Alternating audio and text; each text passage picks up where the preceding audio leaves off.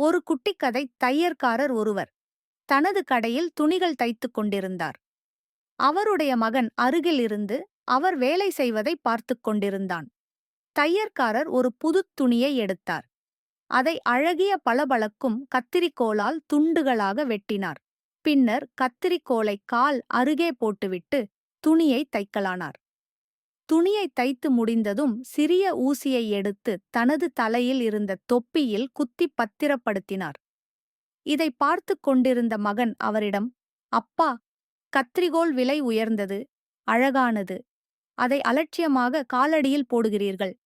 ஊசி சிறியது, மலிவானது. ஆனால் அதை தலையில் பாதுகாக்கிறீர்களே, அது ஏன்? என்று கேட்டான். நீ சொல்வது உண்மைதான், என்றார் தையற்காரர். கத்திரிக்கோல் அழகாகவும் மதிப்புள்ளதாகவும் இருந்தாலும் அதன் செயல் வெட்டுவது, அதாவது பிரிப்பது. ஆனால் ஊசி சிறியதாகவும் மலிவானதாகவும் இருந்தாலும் அதன் செயல் சேர்ப்பது. ஒருவருடைய மதிப்பு அவருடைய செயலைக் கொண்டே நிர்ணயிக்கப்படுகிறது. அவர் உருவத்தை வைத்து அல்ல. நல்லதையே செய்வோம், நல்லவர்களாக வாழ்வோம்